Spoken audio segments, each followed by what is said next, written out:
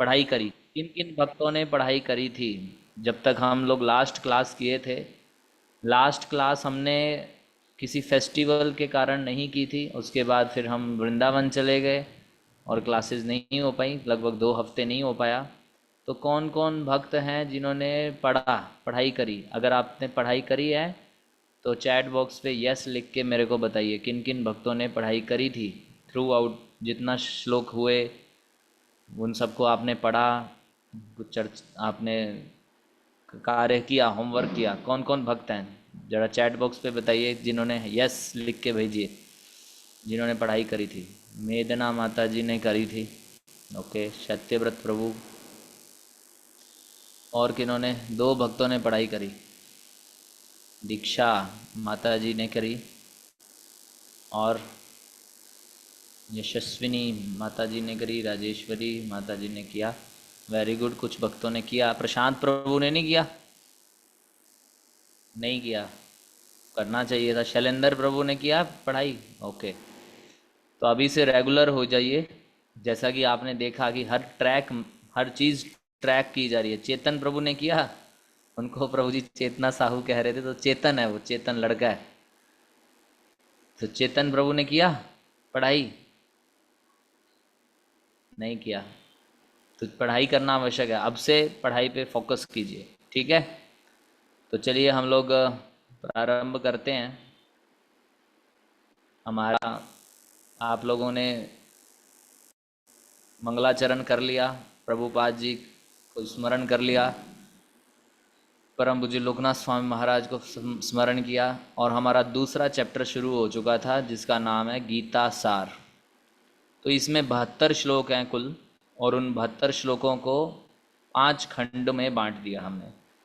पहला खंड 1 नंबर श्लोक से लेके 10 नंबर श्लोक तक था, जो मैंने आपको चर्चा करवा दिया कि अर्जुन अभी भी निर्णय लेने में कठिनाई फेस कर रहे हैं, फील कर रहे हैं कि कठिन है उनके लिए निर्णय ले पाना, और उन्होंने भगवान कृष्ण को गुरु के रूप में स्वीकार किया। फिर उसके बाद आज हम दूसरा खंड शुरू करने जा रहे थे, 11 नंबर श्लोक से लेके 30 नंबर श्लोक तक, और हो सका तो हम 37 नंबर श्लोक तक भी कवर करेंगे, खंड 3, और फिर बाकी बाद में करेंगे। तो खंड 1 में अर्जुन का निर्णय ना ले पाना, कृष्ण को गुरु के रूप में स्वीकार करना, ये हमारी चर्चा है। तो पहले 3 श्लोकों में भगवान श्री कृष्ण ने अर्जुन को डांटा डांटा कि तुम एक बड़े महान क्षत्रिय हो, और क्षत्रिय हो और तुम ऐसी बातें कर रहे हो कि युद्ध नहीं करूँगा। क्योंकि मैंने आप सबको बताया था कि एक क्षत्रिय के लिए युद्ध में आ जाना, उसके बाद निर्णायक युद्ध ना करना, ये कायरता है।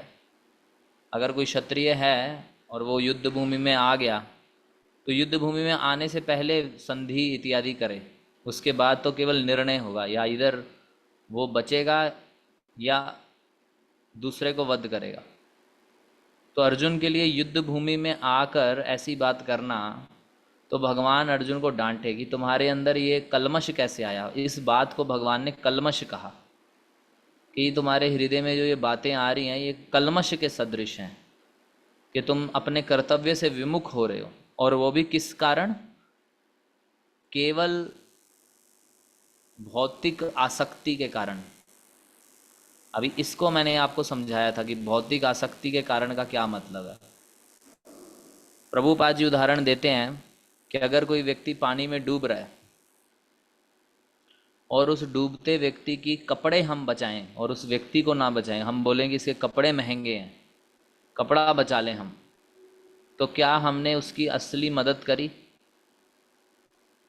हमें उसके कपड़े नहीं बल्कि उसको बचाना है। उसी प्रकार हमारा शरीर वस्त्र के समान है, और हम इस वस्त्र को धारण किए हैं। जब हम बोलते हैं हम इस वस्त्र को धारण किए हैं, तो उसका अर्थ है आत्मा ने वस्त्र को धारण किया। तो आत्मा का कल्याण करना है हमें। शरीर एक दिन चला जाएगा, शरीर एक दिन नष्ट हो जाएगा। तो भगवान अर्जुन को यही बोल रहे हैं कि तुम शरीरों को देख रहे हो, ये शरीर एक दिन नष्ट हो जाएगा। महाभारत का युद्ध है, युद्ध भूमि में तुम आ चुके हो, ये धर्म युद्ध है, तुम्हें अपने कर्तव्य से विमुख नहीं होना चाहिए। धर्म का पालन करने से आत्मा का कल्याण होगा, तो तुम अपने धर्म से विमुख मत हो। ये बात भगवान फिर समझाते हैं। फिर 4 नंबर लेके 6 नंबर श्लोक तक दूसरे अध्याय के अर्जुन अभी भी संदेह में है। वो बोल रहे हैं अपने गुरुजनों पे, पितामह पे उलट बाण कैसे चलाऊं, ये सभी पूजनीय हैं। तो अर्जुन बड़े कंफ्यूज्ड हैं, करना क्या है। सब लोग, आप लोग मेरे साथ बने हुए हैं ना, सुन रहे हैं सब? सब लोग हैं क्या कुछ जुड़े हुए हैं ना सब लोग? एक बार कुछ हैंड रेज या कुछ करके दिखाइए। ओके, मेरा वॉइस सबके पास क्लियर पहुंच रहा है? मेरा वॉइस पहुंच रहा है आपके पास क्लियर? एक बार थम रेज करके बताइए, आवाज़ पहुंच रही है मेरी?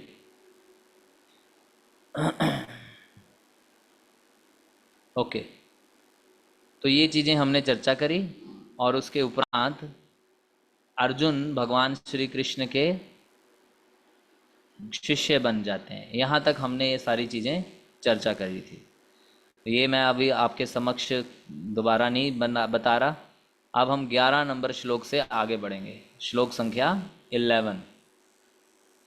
तो भगवान श्री कृष्ण अर्जुन को कहते कि तुम पांडित्यपूर्ण बातें तो कह रहे हो, लेकिन उस वस्तु के लिए शोक कर रहे हो जो शोक कर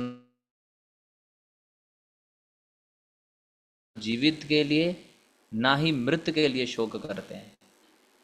ये इंपॉर्टेंट पॉइंट है, ये बहुत इंपॉर्टेंट पॉइंट है। जो विद्वान होते हैं वो ना तो जीवित के लिए शोक करते हैं, ना मृत के लिए शोक करते हैं। अभी कोई बोले कि जीवित के लिए शोक करने का क्या अर्थ है? जीवित होता है व्यक्ति तो एंजॉय, खुशियाँ मनाई जाती हैं। तो जीवित व्यक्ति के लिए शोक थोड़ी ना करते हैं। अर्थात कहने का अर्थ है कि शरीर के लिए हम शरीर नहीं है, इस बात को जानना है। समझ रहे हैं पॉइंट? समझ रहे हैं आप सभी? समझ रहे हैं पॉइंट?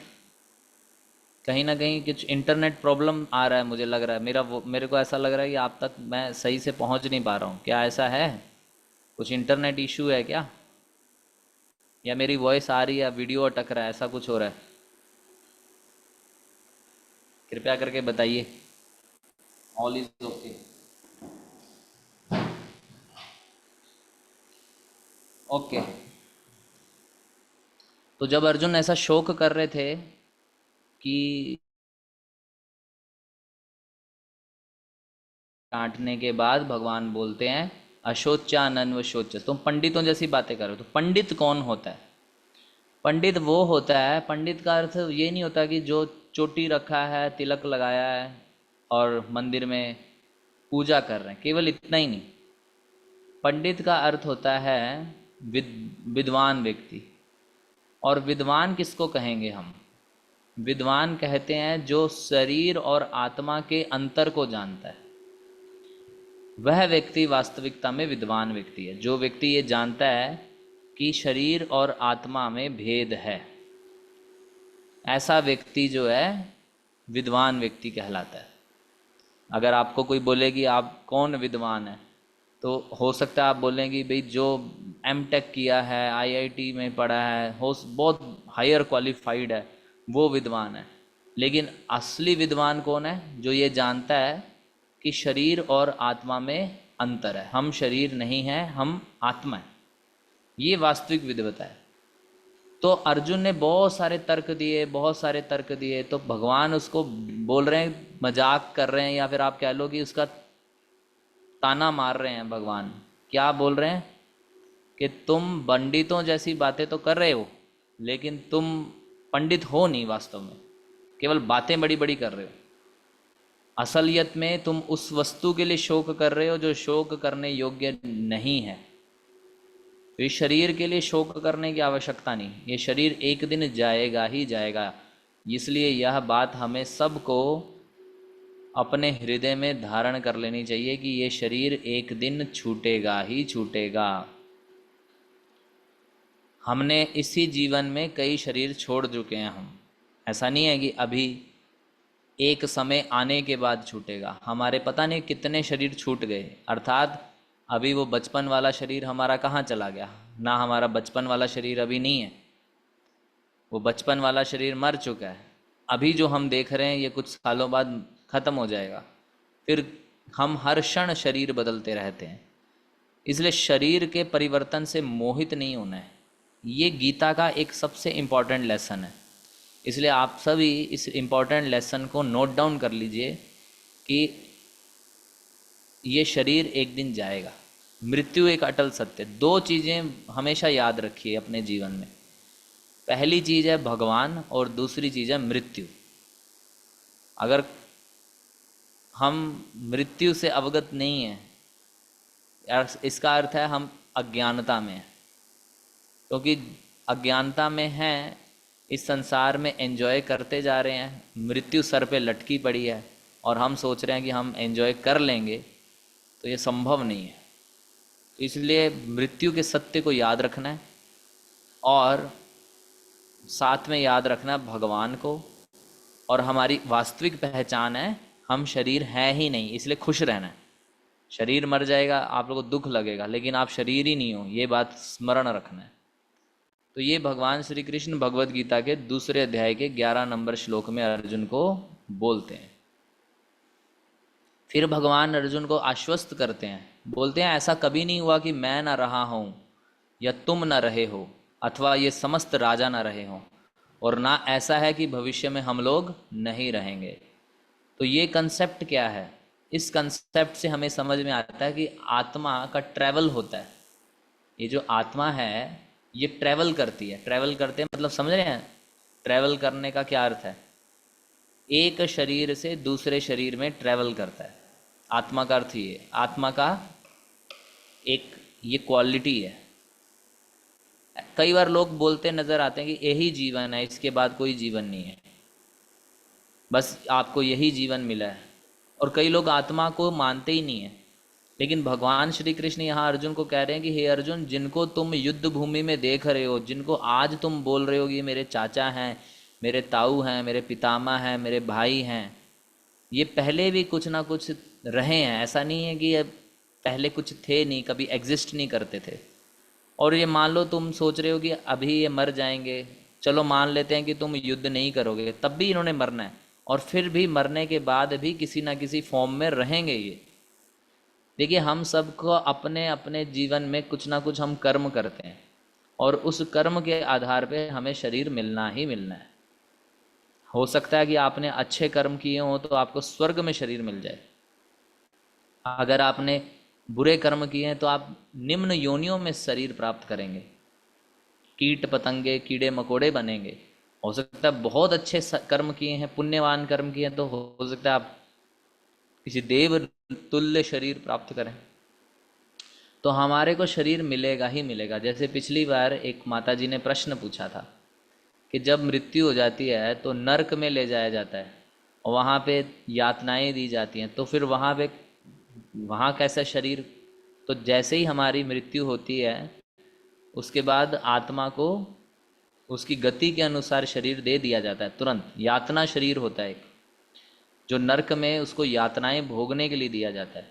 जब स्वर्ग जाएंगे तो देवताओं जैसा शरीर प्राप्त होगा। तो हमें शरीर प्राप्त होगा ही होगा। हमारे को ट्रैवल करना ही है, हमारे कर्मों के अनुसार हम ट्रैवल करेंगे। अभी हम मनुष्य शरीर में हैं। ये मनुष्य जीवन जंक्शन के समान है। जंक्शन क्या होता है? जिसमें गाड़ियाँ कहाँ लेके जानी है, अलग अलग ट्रैक्स होते हैं। जंक्शन, जहाँ दो ट्रैक्स मिलते हैं उसको जंक्शन बोलते हैं। तो हाँ, मनुष्य शरीर वो जंक्शन है जहाँ से आप चूज़ कर सकते हो अपने कर्मों को। अब या तो आप ऊपर की ओर जा सकते हो या नीचे की ओर जा सकते हो। और एक और ट्रैक है यहाँ पे वो है भक्ति का ट्रैक। ये मनुष्य जीवन में ही पॉसिबल है भक्ति। पशुओं को भक्ति नहीं दे सकते आप। मान लो आप सोचें कि हरि नाम से पशुओं का भी कल्याण है, तो आप मान लो कि पशुओं को हरि नाम सुनाने लग जाओ, लेकिन पशु प्रचार नहीं करेगा, पशु आगे प्रचार नहीं कर पाएगा। ये मनुष्य ही है जो सनातन धर्म को आगे बढ़ा सकता है। इसलिए धर्म मनुष्य के लिए है। तो मनुष्य जीवन में भक्ति करके हम इस जन्म मृत्यु के चक्र को भी काट सकते हैं। अदरवाइज हमारी आत्मा जो है, यानी कि हम जो हैं, इस संसार में अलग अलग शरीरों में ट्रैवल करते रहेंगे। आज इस शरीर में है, आपके जैसे कर्म होंगे आपको अगला शरीर प्राप्त हो जाएगा। तो भगवान यहाँ पे यही बात बोल रहे हैं कि हे अर्जुन, तुम जिनको आज सोच रहे हो ये तुम्हारे पितामह हैं, जिनको आज तुम सोच रहे हो तुम्हारे भाई बंधु यहाँ समक्ष खड़े हैं, ये पहले भी थे कुछ ना कुछ रूप में, किसी ना किसी फॉर्म में पहले भी थे। और चलो मान लो कि शरीर नहीं भी होता तब भी आत्मा एग्जिस्ट करती है, आत्मा कभी मरती नहीं। ये बात हमें जान लेनी है। ये दूसरा लेसन इस बात से समझ लीजिए कि आत्मा हमेशा रहती है, आत्मा के कारण शरीर चल रहा है, आत्मा है रियल पर्सन।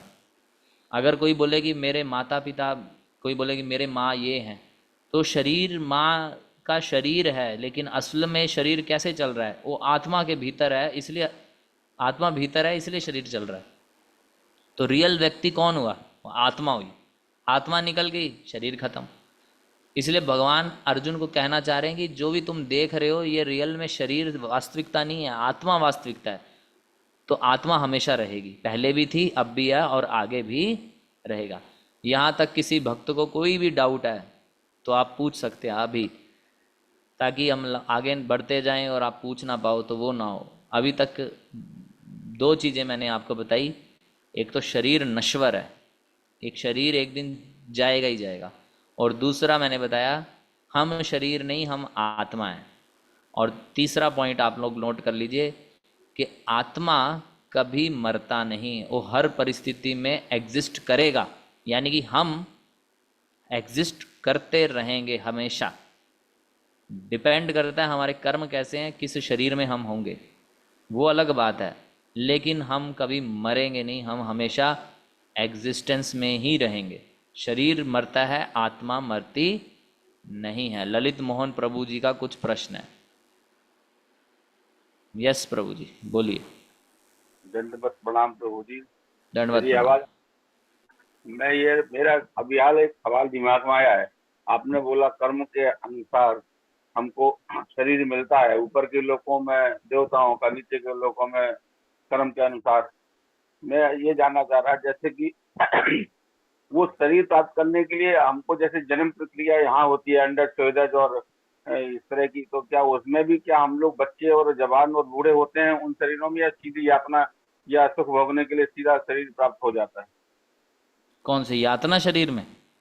यातना या सुख भोगने के शरीर हमको किस अवस्था के मिलते हैं? युवा के मिलते हैं, बच्चे के मिलते हैं, वृद्ध के मिलते हैं?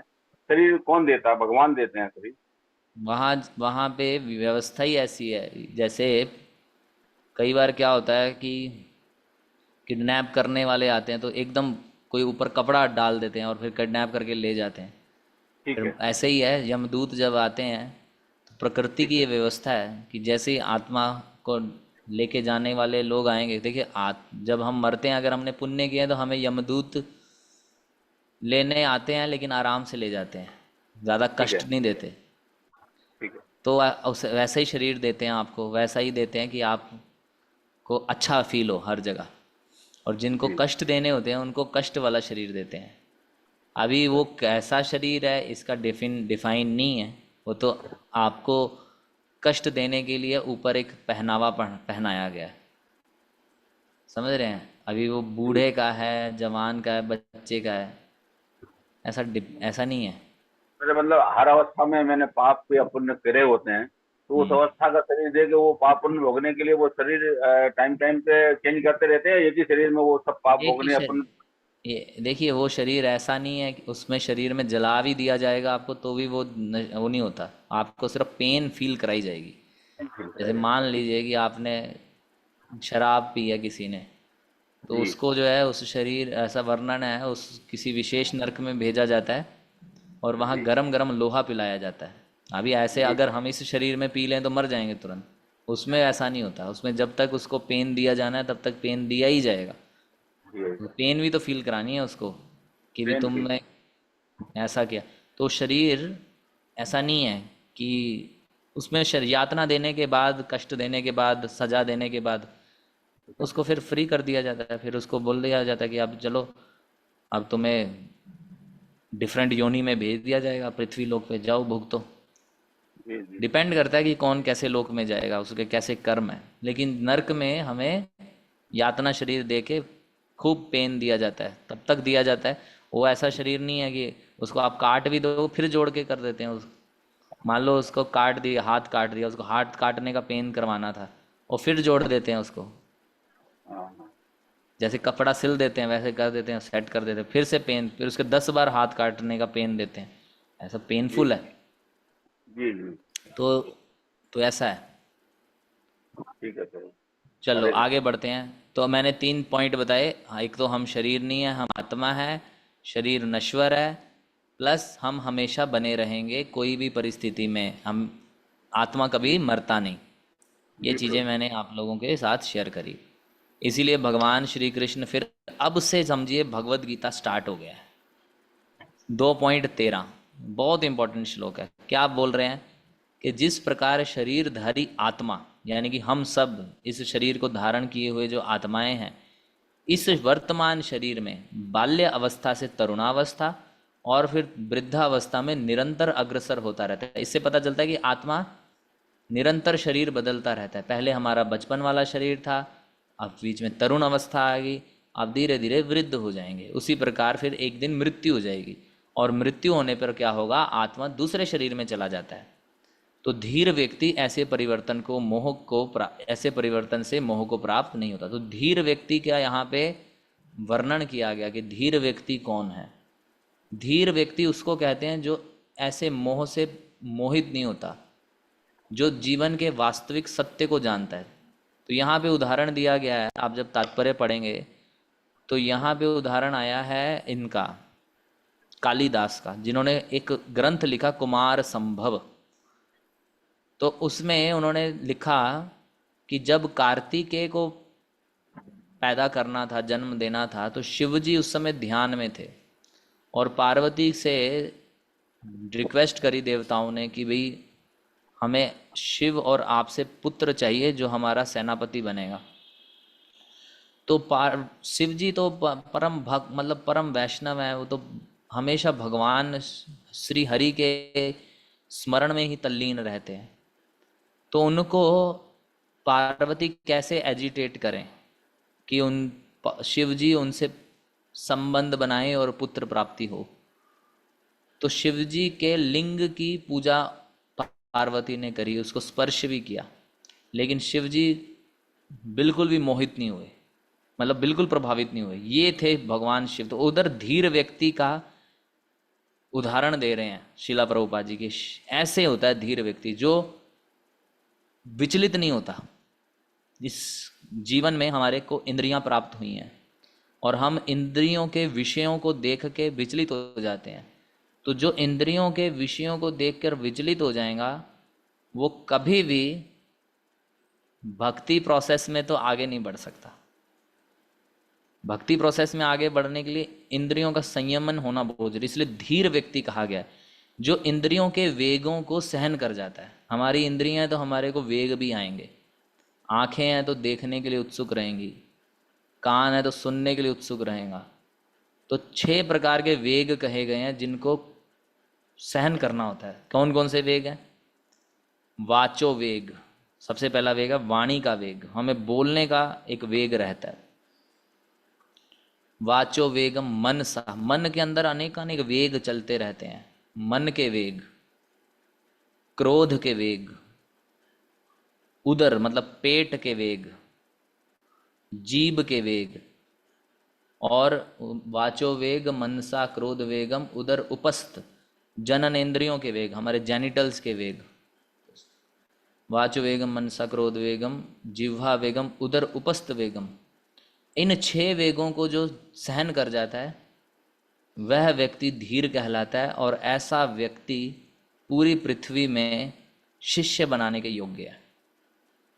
मतलब कोई बोले कि गुरु की क्वालिफिकेशन क्या है, तो यहाँ पे वर्णन करते हैं जो इन 6 वेगों को नियंत्रित कर लेता है, सहन कर लेता है। सहन करना पड़ेगा इसको, समझ रहे हैं? तो धीर व्यक्ति उसको कहते हैं जो ऐसे मोह से विचलित नहीं होता, शारीरिक मोह से विचलित नहीं होता। ये इंद्रिय वेग क्यों होते हैं? क्योंकि हम अपने आप को शरीर मानते हैं और दूसरे को शरीर मानते हैं। तो शरीर से शरीर का आकर्षण होता है, तो वहाँ से ही तो ये मोह की स्थिति उत्पन्न हो जाती है। तो धीर व्यक्ति इस मोह में नहीं पड़ता। वो जानता है कि शरीर बदल रहा है और आत्मा की उपस्थिति है शरीर में, तब शरीर चल रहा है, और एक समय आने के बाद, यह शरीर त्यागने के बाद आत्मा दूसरे शरीर में चला जाएगा। इसलिए शरीर से मोह नहीं करना, अपने भी और अपने इस शरीर से संबंधित लोगों के शरीर से भी। तो किससे मोह करना? आत्मा से, आत्मा का कल्याण का सोचना। जैसे मान लीजिए आप में से कई भक्त माता पिता हैं, तो माता पिता को क्या समझना है कि हमारी संतानों के शरीर, वास्तव में वो संतान ने जो है, वो शरीर जो हम देख रहे हैं वो तो केवल वस्त्र के है, असली जो है वो तो आत्मा है। और हमने आत्मा को जन्म नहीं दिया। प्रभुपाद जी बोलते हैं हमने शरीर को जन्म दिया है, आत्मा को जन्म नहीं दिया। और शरीर में आत्मा उपस्थित है, वो रियल पर्सन है। तो इसलिए हमें आत्मा का कल्याण, इसलिए बच्चों को आध्यात्मिक शिक्षा देनी चाहिए, ताकि उनका आपके पिता या माता होने का कर्तव्य पूरा हो। शरीर के प्रति जो कार्य कर्तव्य हैं वो भक्ति से जोड़ के करने हैं। भक्ति करवाएंगे नहीं बच्चों से तो फिर आपने अपने माता पिता होने का राइट जो कर्तव्य है वो पूरा नहीं किया। इसलिए टीचर का भी ऐसा ही कर्तव्य है, अपने स्टूडेंट्स को शरीर नहीं मानो, आत्मा, आत्म कल्याण के बारे में जरूर बताना चाहिए। तो ये पॉइंट यहाँ पे हमने चर्चा किया। धीर व्यक्ति कौन होता है? जो 6 वेगों को सहन कर सकता है, और वही इस बात को भी समझ सकता है कि हम शरीर नहीं, हम आत्मा है। ये बात लिख लीजिए आप, इम्पोर्टेंट है। क्योंकि अगर हम इंद्रिय तृप्ति में लिप्त रहने वाले हैं तो हमें कभी भी ये बात समझ में नहीं आएगी कि हम शरीर नहीं, हम आत्मा है। ये बात को समझने के लिए इस पॉइंट पे आना पड़ेगा कि मैं शरीर नहीं, मैं आत्मा हूँ, और अपने शारीरिक वेगों को सहन करके भगवत भक्ति में लगना पड़ेगा। जब हम जप करते हैं या कुछ करते हैं तो हमारा मन बहुत भागता है। किन किन भक्तों को ऐसा अनुभव है कि जब हम जप करते हैं, भगवान का नाम जप करते हैं, तो हमारा मन बहुत भागता है? वो वेग हैं, मन के वेग। तो क्या करना है? ऐसे मन के वेगों को सहन करना है और अपनी फुल एनर्जी लगा के भगवान के नाम के जप को करना है। तो ये पॉइंट यहाँ पे भगवान श्री कृष्ण कहते हैं। और फिर आगे कहते हैं, आगे कहते हैं मात्र स्पर्शास्तु कौन्तेया शीतोषण सुख दुखदा आगम अपायनो नित्यास ताम स्थितिक्षस्व भारता। भगवान भी जानते हैं, प्रैक्टिकल बात बोल रहे हैं। भगवान बोल रहे हैं, हे अर्जुन, सुख तथा दुख का क्षणिक उदय तथा काल क्रम में उनका अंतर्धान। सुख आता है, दुख आता है, कभी सुख आएगा कभी दुख आएगा। इसको ऐसे ही समझो जैसे सर्दी और गर्मी की ऋतुओं के आने जाने के समान है। अभी सर्दी आई, सर्दी जाती है, फिर गर्मी आ जाती, सर्दी चली जाती है। ऐसे ही जीवन में सुख आएगा, दुख आएगा। तो हे भरतवंशी, ये इंद्रिय बोध से उत्पन्न होते हैं। मनुष्य को अविचल भाव से इनको सहन करना सीखना है। वही पॉइंट मैंने आपको बता दिया कि सहन करना पड़ेगा। इस जीवन में बहुत कई बार अच्छी परिस्थितियां आएंगी, कई बार बुरी परिस्थितियां आएंगी, लेकिन कर्तव्य विमुख नहीं हो सकते हम। इधर प्रभुपाद जी तात्पर्य में जब आप पढ़ेंगे, उदाहरण देते हैं गृहिणी का। गृहिणी समझते हैं? घर में जो पत्नी होती है, प्रभुपाद जी बोलते हैं गृहिणी क्या करती है, गर्मी हो या सर्दी हो, कुकिंग करती है। वो ये नहीं देखती फिर गर्मी है मेरे आज ड्यूटी नहीं निभाऊंगी। वो घर में गर्मी हो तब भी किचन में गर्मी में भी कुकिंग करती है, अपने ड्यूटी को फुलफिल करती है ना। उसी प्रकार जो भक्त होते हैं, सर्दी हो गर्मी हो, कई बार भक्त सोचें कि अभी सर्दी चल रही है तो सर्दी में हम सुबह जल्दी नहीं उठ सकते।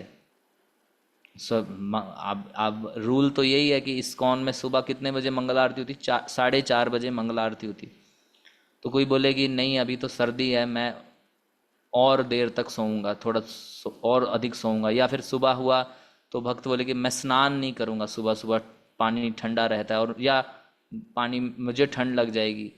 तो भक्त अपने कर्तव्यों को पूर्ण करते हैं और इन काल क्रम में आने वाले सुख और दुख की परिस्थितियों को सहन करते हैं। वही चीज़ भगवान अर्जुन को समझाना चाह रहे हैं कि आज तुम्हारे सामने ऐसी परिस्थिति है, इसको तुम अपने इस कारण से अपने कर्तव्य से विमुख मत हो। एक क्षत्रिय होने के नाते तुम्हारा कर्तव्य है अब युद्ध भूमि में युद्ध करना। पहले सोचते युद्ध नहीं करना है, अब नहीं सोच सकते। अभी ऐसा क्यों? क्योंकि यह धर्म युद्ध है। आगे आपको पता चलेगा कि अर्जुन को जो भगवान बोल रहे, कोई अभी ये सोच सकता है भगवान कह रहे हैं युद्ध ही करो, क्यों कह रहे हैं, रोक दो युद्ध, लेकिन आपको 31 नंबर श्लोक से लेके 37 नंबर श्लोक तक ये समझ आएगी कि भगवान अर्जुन के कल्याण के लिए कह रहे हैं। तो अनूप प्रभु लिख रहे हैं आजकल ऐसा नहीं हो रहा है, तो इसको थोड़ा और अधिक लिखिए, क्या मतलब है इस बात का। इससे पहले सत्यव्रत प्रभु ने लिखा है कि आत्मा का, डज आत्मा हैव सेपरेट आइडेंटिटी और it has uniqueness, what separates it from another आत्मा। अभी जैसे उनका प्रश्न है कि हम सब यहाँ पे जो क्लास में 20 लोग बैठे हैं, तो हमारी आत्मा में फिर क्या अंतर है, क्या हम सेम ही हैं, क्या हम सेम है? If it is so pure, then how it is it affected human actions? तो पहली बात तो यह है कि हमारा सबका इंडिविजुअल आइडेंटिटी है, ये बात हमें जानना है। सबका हमारा इंडिविजुअल आइडेंटिटी है। अभी अभी हम इस आइडेंटिटी को भूले बैठे हैं। हमारा सबका इंडिविजुअल आइडेंटिटी है, हम सब भगवान से किसी ना किसी रिलेशन में हैं। कहने का अर्थ है कोई भगवान के साथ, देखिए 5 प्रकार के रस होते हैं, 5 प्रकार के रस हैं। एक होता है शांत रस, एक होता है दास्य, एक होता है वात्सल्य, एक होता है साख्य और एक होता है माधुर्य। तो प्रत्येक जीवात्मा भगवान से किसी ना किसी प्रकार से संबंधित है। यह संबंध अभी हम भूल चुके हैं। ये जो संबंध है, ये संबंध अभी हम भूल चुके हैं। इसलिए इस संसार में संबंध ढूंढ रहे हैं, क्योंकि संबंध के बिना हम रह नहीं सकते इस संसार में, इसलिए संबंध ढूंढ रहे हैं हम। आत्मा इसी संबंधों में ही जी रहा है, कोई माता बन रहा है बार बार, कोई पिता बन रहा है, कोई हमें अपने संबंध का रियलाइजेशन नहीं है जो भगवान के साथ है। इसलिए भक्ति, जब हम भक्ति करेंगे और भक्ति करते करते जब हम भक्ति की परफेक्शन पे पहुंचेंगे, तब हमें अपने और भगवान के साथ उस संबंध का क्लैरिटी हो जाएगा। तब हमें पता चलेगा कि हर जीवात्मा का इंडिविजुअल आइडेंटिटी है। सबसे पहली बात तो ये है। दूसरी बात, जैसे हमारे शरीर 5 तत्वों से बने हैं, पृथ्वी जल अग्नि वायु आकाश, उसी प्रकार आत्मा का जो फॉर्मेशन है वो हमारा स्पिरिचुअल एलिमेंट से हुआ है, जिसको बोलते हैं सतचित आनंद। हमारा जो निर्मिति है, हम जो आत्मा है, सतचित आनंद है, मतलब इटर्नल है, फुल ऑफ नॉलेज है और फुल ऑफ ब्लिस है। तो जैसे शरीर हम सबके एक ही 5 तत्वों से बने, इसलिए आत्मा का जो बनावट है वो सतचित आनंद है। ये एक दूसरा पॉइंट है। अभी तीसरा पॉइंट आपने पूछा कि अगर हम इतने प्योर हैं, तो आपका थोड़ा मुझे एक्सप्लेन कीजिए, नीचे वाला पॉइंट क्या बोल रहे हैं आप, थोड़ा मुझे बोल के बताइए। How is it affected human actions? क्या उसकी प्योरिटी हमारे कार्यों को प्रभावित क्यों नहीं करती, ऐसा पूछ रहे हैं आप? अनम्यूट करेंगे सत्यव्रत प्रभु को। यस। प्रभु जी हरे कृष्णा। प्रभु जी बेसिकली कह रहे थे कि हमारे जो शरीर से हम आइडेंटिफाइड रहते हैं, तो सुख दुख पीड़ा जो भी उसमें रहते हैं। और जब हम कह रहे हैं कि हमारी सही स्वरूप है आत्मा है, और ये बस एक आउटवर्ड कोट है और इसमें अफेक्टेड नहीं होना, तो हमें एहसास हो रहा था कि it is something which is not affected by our worldly actions, worldly attachments. It is something beyond that. तो उसी संदर्भ में मुझे लगा कि ये बहुत जरूर कुछ, क्योंकि ईश्वर के साथ इनकी रिश्ता है, इनकी यात्रा है, तो ये जरूर कुछ प्योर फॉर्म में होंगे। हम बिल्कुल जैसे ये बिल्कुल। षड्रिपु की तरह बांधे हुए हैं, इनसे अफेक्टेड है, तो हमें लगा कि म्यूट हो गए प्रभु जी, आप म्यूट हो गए। क्या तो मैं आपको बताता हूँ कि हम सब वैसे प्योर हैं, प्योर सोल हैं, लेकिन हम लोगों के भीतर एक गड़बड़ होगी। जैसे हम लोग, मान लीजिए एक परिवार में कई संतानें हैं, तो कुछ संतान डिसोबीडियंट हो जाते हैं, तो उसी प्रकार हम जो इस संसार में भेजे गए वो डिसओबीडियंट सोल्स हैं। हमने भगवान के ही स्तर को प्राप्त करने की इच्छा कर ली, हमने एंजॉय करने की इच्छा कर ली सेपरेटली, कि हम भगवान के साथ कोऑपरेशन में एंजॉय नहीं करेंगे, हम सेपरेट एंजॉय करेंगे। इसलिए हमें यहाँ भेजा गया और वो एंजॉय करने के लिए ये शरीर दिया जाएगा, क्योंकि हम यहाँ पे एंजॉय कैसे करेंगे। तो ये फोर्सिबली हमें दिया गया शरीर, और फिर बाद में हमने अपने कर्मों के साइकिल स्टार्ट कर लिए और हमें शरीर मिलता जा रहा है, मिलता जा रहा है, मिलता जा रहा है। हम सेटिस्फाइड नहीं हो रहे इस संसार में, भक्ति के बिना सेटिस्फाइड नहीं होंगे। आपको एक बार मौका दिया गया कि चलो देख लो जाके, लेकिन हम उसी में उलझ गए। तो इसलिए ये इम्प्योरिटी हमें क्लियर करनी है। जब तक ये इम्प्योरिटी हटेगी नहीं तब तक हम समझ नहीं पाएंगे अपने और भगवान के रिलेशन को। इसलिए इस इम्प्योरिटी को हटाने के लिए ही भक्ति का प्रोसेस है, ताकि हम शुद्ध हो जाएं, फिर से शुद्ध हो जाएं, फिल्टर्ड हो जाएं। तो अभी हम अटैच्ड हैं शरीर से, इसलिए शरीर के क्रियाओं का प्रभाव हमारे ऊपर पड़ जाता है। हम प्योर हैं लेकिन अटैच्ड हैं। जैसे मैं उदाहरण देता हूँ आपको, कोई व्यक्ति गाड़ी खरीदा मर्सिडीज़ और ड्राइव कर रहा है, वह गाड़ी से अलग है, ये तो हमें पता है कि गाड़ी अलग है और यह व्यक्ति अलग है, लेकिन बैठा हुआ है अंदर। और कोई आके उस गाड़ी पे स्क्रैच मार दे तो गाड़ी को पेन होना चाहिए, लेकिन गाड़ी कुछ नहीं बोलती, हम बाहर आके चिल्लाने लग जाते हैं जैसे स्क्रैच मुझे लग गया, बिकॉज ऑफ अटैचमेंट। इसी प्रकार हम इस शरीर में अटैच्ड हैं, तो इस शरीर से संबंधित सुख दुख को अपना ही मान के बैठे हैं। जिस दिन हम ये बात समझ गए कि मैं शरीर से अलग हूँ, तो फिर हमें कोई सुख दुख सताएगा नहीं इस संसार का। हम समझ जाएंगे कि मैं इस शरीर हूँ ही नहीं, क्योंकि हम अटैच्ड हैं इसलिए ये सब मान रहे हैं। यह इम्प्योरिटी है, वैसे हम प्योर हैं। तो ये बात है। तो यहाँ पे हमने जाना सुख और दुख को सहन करके आत्मा के कल्याण के कार्य को करना होगा। कोई बोले सर्दी है मैं भक्ति नहीं करूँगा, कोई बोले गर्मी है मेरे से जप नहीं होगा, मेरे को ये चाहिए वो चाहिए। हमें धीर बनना पड़ेगा और धीर बन के सभी चीज़ों को सहन करना होगा। तो मैंने आपको 6 प्रकार के वेग बताए जिनको तो सहन करना ही होगा, और फिर बाकी जो भी हमें सब कुछ सहन करके अपने कर्तव्य को पालन करना है। उसके बाद भगवान बोलते हैं, हे पुरुष श्रेष्ठ अर्जुन, जो सुख तथा दुख में विचलित नहीं होता और उन दोनों में संभाव रहता है, वह निश्चित रूप से मुक्ति के योग्य है। यानी कि जब तक हम इस संसार में अटैच्ड हैं शरीर से, शरीर के सुख दुख, अभी सुख में भी विचलित नहीं होना। कई बार इतना सुख आ जाता है कि व्यक्ति भूल जाता है कि मेरा आत्मा का कल्याण भी करना है, और कई बार इतना दुख हो जाता है कि दुख में इतना विचलित हो जाता है तब भी भूल जाता है कि मुझे आत्मा का कल्याण को। समभाव रहना है। सुख आए तो क्या करना है? देखिए, अच्छा जीवन की परिस्थिति है तो उसको एक प्रकार से वो मानिए कि अब आपको मौका मिला। जैसे मारियो गेम आती थी एक, मारियो, किन किन भक्तों ने मारियो गेम खेली है? सबने खेली होगी। तो मारियो गेम खेलते वक्त कई बार वो गोभी मिलता है, गोभी मिलता है तो हेल्दी हो जाता है मारियो।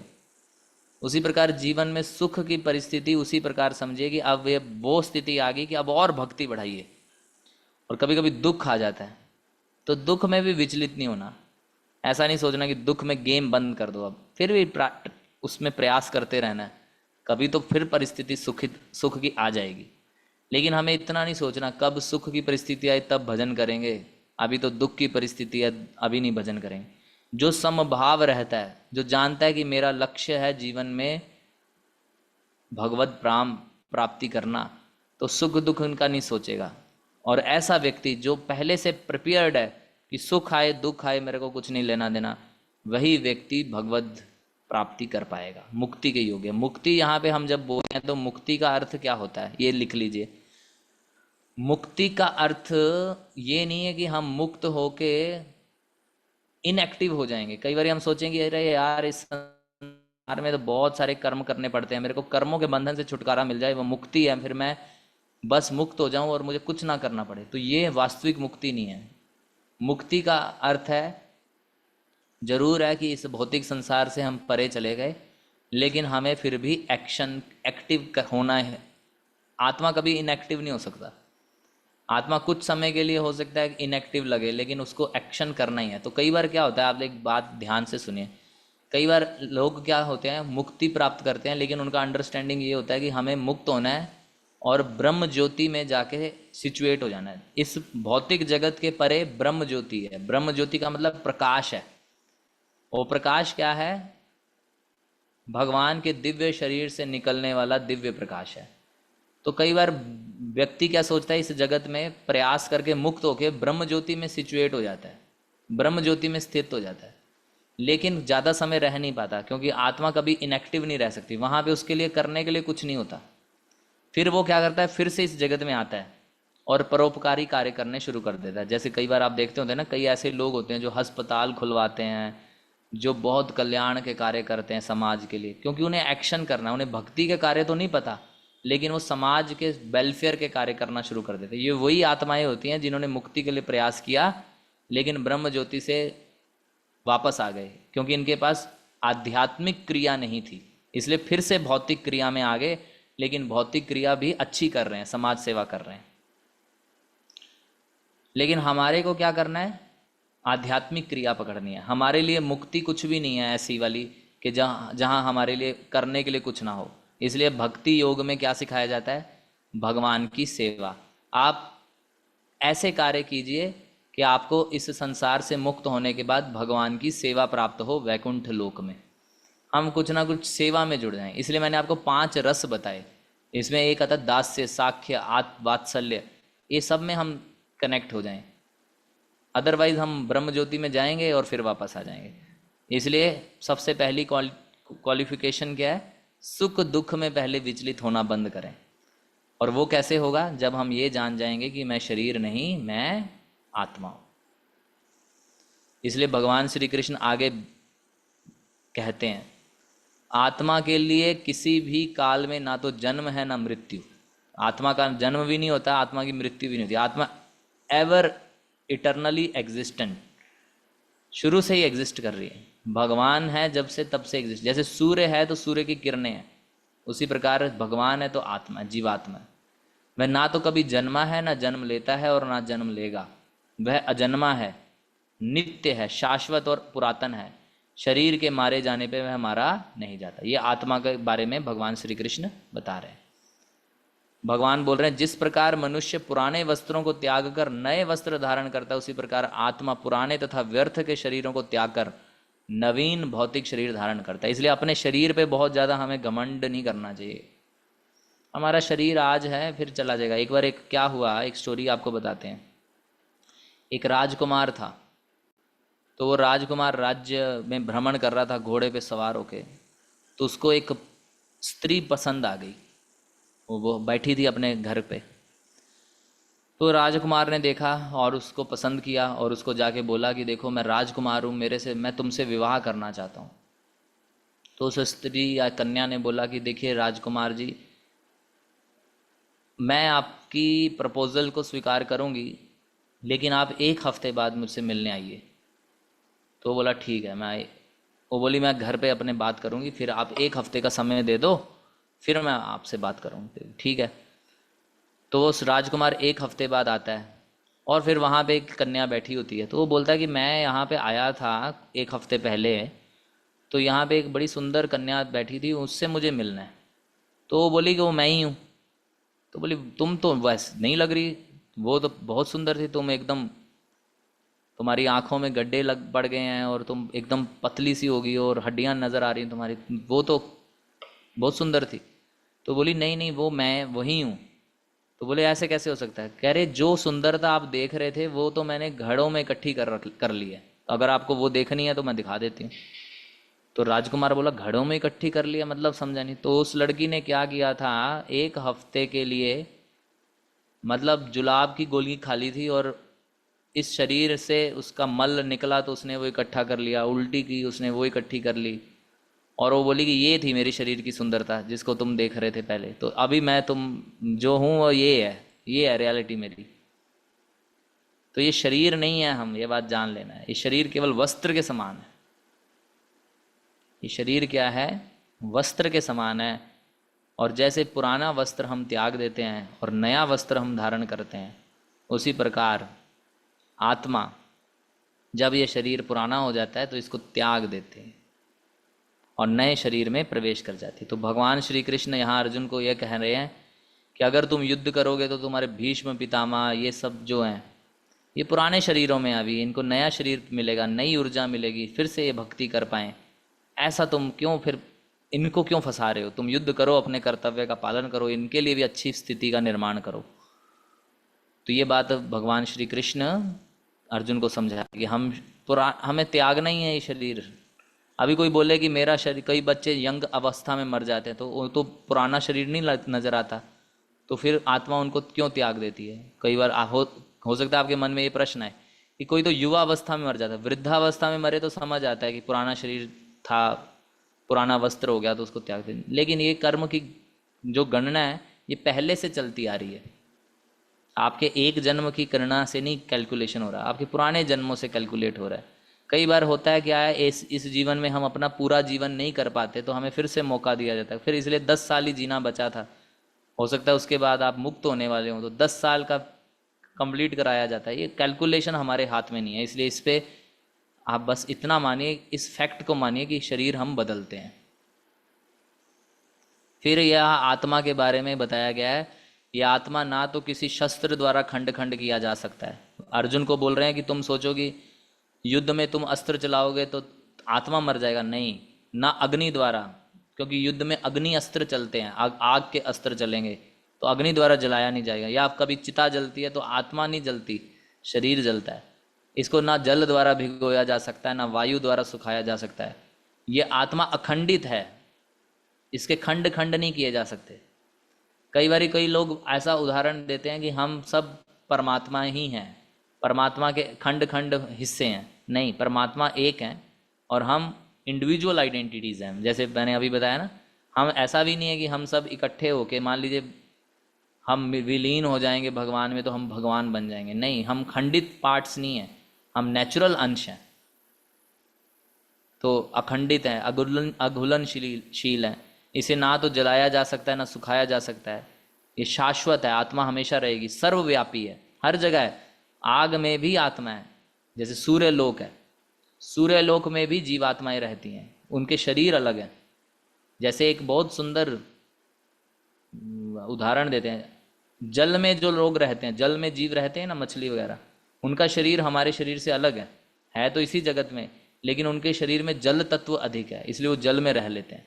हमारे शरीर में भूमि तत्व अधिक है, इसलिए हम जल में नहीं रह सकते, भूमि पे रह रहे हैं। देवताओं के शरीर में वायु तत्व अधिक है, इसलिए वो आकाश में उड़ लेते हैं। सूर्य लोक में रहने वालों का सूर्य तत्व, अग्नि तत्व अधिक है, इसलिए वो आग में रह लेंगे। तो आत्मा हर जगह है, अविकारी है आत्मा। आत्मा में ऐसा सच कोई विकार नहीं है। हमारे ऊपर प्रभाव पड़ जाता है भौतिक वातावरण का, लेकिन हम शुद्ध हैं, स्थिर हैं और सदैव एक सा रहने वाले। आत्मा बूढ़ी नहीं होती, यह आत्मा अव्यक्त है, इसको कभी हम बहुत एक्सप्लेन नहीं कर सकते, अकल्पनीय है, अपरिवर्तनीय है, इसमें परिवर्तन नहीं होते। हमारे शरीर में 6 परिवर्तन होते हैं, पैदा होते हैं हम, फिर बड़े होते हैं, ऐसे 6 परिवर्तन होते हैं, वृद्धावस्था, मृत्यु, और एक समय हम स्थिर हो जाते हैं और फिर हम बाई प्रोडक्ट्स भी प्रोड्यूस करते हैं। तो ये 6 परिवर्तन होते हैं, आत्मा में ये परिवर्तन नहीं होते। तो यह 30 नंबर श्लोक तक हमने आपको चर्चा करवा दी। अभी आपको जो है ये 30 नंबर श्लोक तक पढ़ के आना है, ये होमवर्क है आपका। और ये भी 37 तक मैं आपको पढ़ा देता हूँ शॉर्ट में, ताकि आपका जो है ये पूरा हो जाए। देखिए, भगवान अर्जुन को 31 से लेके 37 तक ये बात बताते हैं, अगर तुम युद्ध करोगे तो क्या फ़ायदा है और युद्ध नहीं करोगे तो क्या है होने वाला है।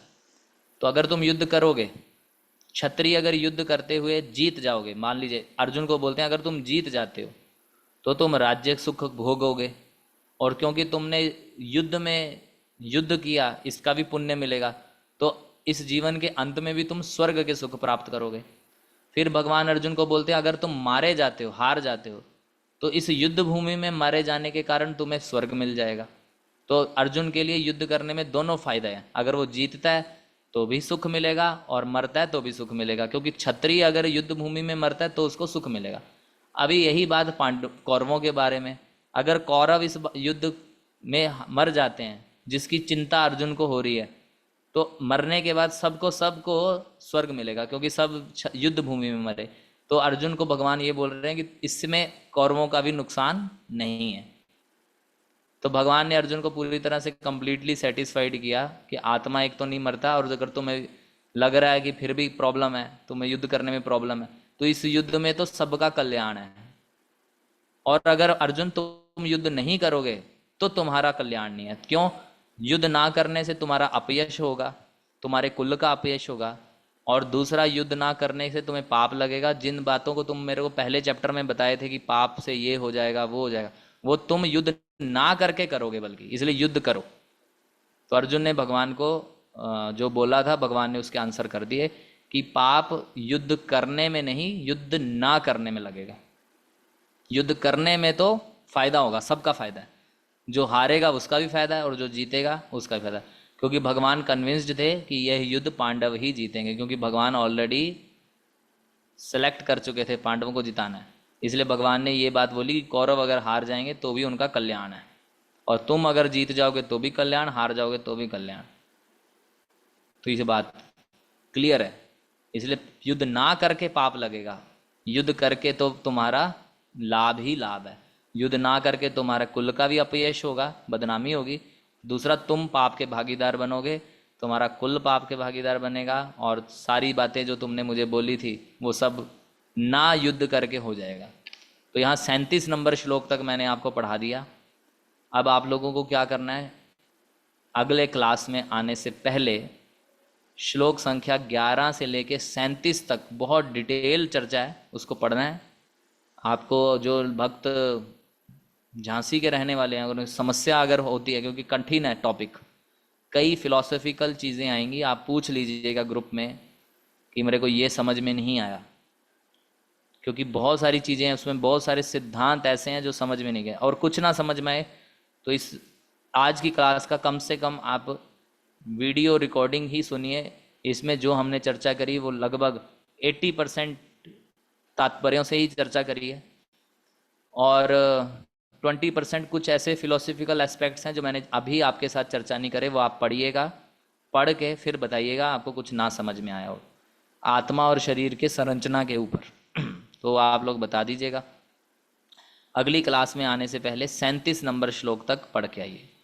और जो भक्त झांसी में रहते हैं वो शाम में भी आइए, आरती अटेंड कीजिए, प्रसाद ग्रहण कीजिए, और मिलिएगा, आपसे मिलेंगे फिर। हरे कृष्णा। किसी का प्रश्न है तो 1-2 प्रश्न हम ले सकते हैं।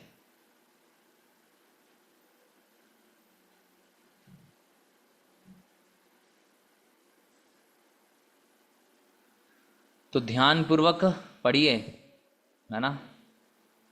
हरे कृष्णा। श्रील प्रभुपाद की जय।